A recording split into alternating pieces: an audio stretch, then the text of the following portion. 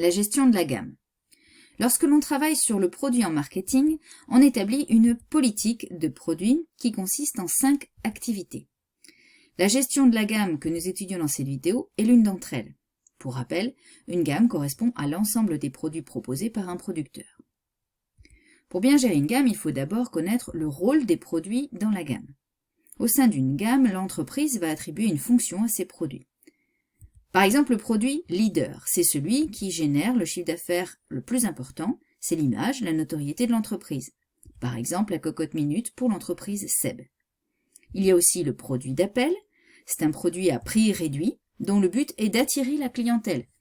Par exemple, la Clio est le modèle de base de Renault qui attire le client chez le concessionnaire grâce à ses petits prix. On trouve également le produit régulateur, il apporte un chiffre d'affaires régulier, et il permet donc de stabiliser les fluctuations des ventes. C'est le cas du Nesquik dans la gamme de produits Nestlé.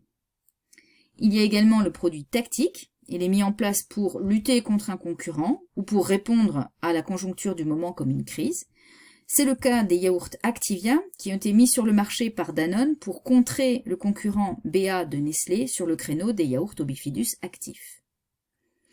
Il y a aussi le produit nouveau, qui concentre tous les espoirs de l'entreprise de façon à devenir un futur produit leader ou bien simplement pour étendre la gamme en répondant à de nouveaux besoins. C'est le cas du système d'exploitation Windows 10S à sa sortie. Voyons maintenant comment gérer une gamme et avec quels moyens. Un des outils est le concept de cycle de vie. Il a été développé dans les années 1950 et reprend l'évolution des ventes ou du chiffre d'affaires du produit au cours du temps. Son auteur a démontré que le produit passe par 4 phases plus ou moins longues. Le lancement, où la majorité des clients ne connaît pas le produit, ce qui place l'entreprise en quasi-monopole, mais il y a peu de ventes. Il faut donc faire connaître le produit. Puis vient la croissance, où les clients achètent massivement, la concurrence cherche à imiter l'entreprise et les ventes progressent. Il faut donc multiplier les points de vente. Puis vient la maturité, lorsque le marché de masse est atteint. La concurrence est féroce, mais les profits sont maximum. Il faut donc fidéliser les clients. Enfin, le produit peut atteindre le déclin, où les ventes diminuent. Il faut alors songer à remplacer le produit. Voyons maintenant comment gérer une gamme avec le cycle de vie des produits. Par exemple, en phase de croissance, il faudrait envisager de développer sa gamme en l'élargissant. En phase de déclin, il faudrait envisager de se séparer de certains produits, notamment ceux en difficulté. Par ailleurs, ça peut aussi être le moment de lancer un nouveau produit, même si certaines entreprises le font déjà en phase de maturité. On voit donc bien que c'est un outil de gestion efficace d'une gamme de produits.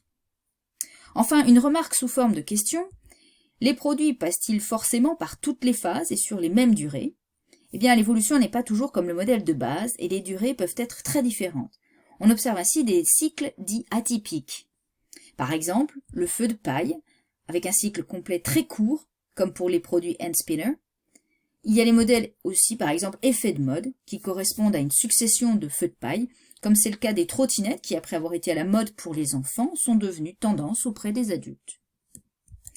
Maintenant que nous savons gérer une gamme de produits, il faut décider de la politique de gamme à suivre.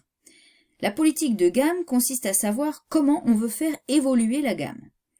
On distingue plusieurs évolutions possibles. Reprenons l'exemple du restaurant du Lac-Vert. Il y a tout d'abord l'extension. Elle correspond à l'élargissement de la gamme par l'ajout de nouvelles références ou d'une nouvelle ligne. Dans notre exemple, cela peut être l'ajout d'une nouvelle omelette ou encore d'une nouvelle ligne ou famille comme les apéritifs à partager. Par ailleurs, la gamme peut être modernisée. Il s'agit d'adapter les produits anciens en les rajeunissant pour relancer les ventes. Dans notre exemple, on pourrait remplacer l'assiette de charcuterie par des tapas de produits locaux. Enfin, on peut réaliser un élagage qui consiste à abandonner ou supprimer certains produits parce qu'ils sont en déclin ou qu'ils ne rapportent pas assez. Et pour notre exemple, on pourrait supprimer le saucisson fumé s'il est en baisse de vente. Nous venons donc de terminer la gestion de la gamme et c'est la fin de cette vidéo.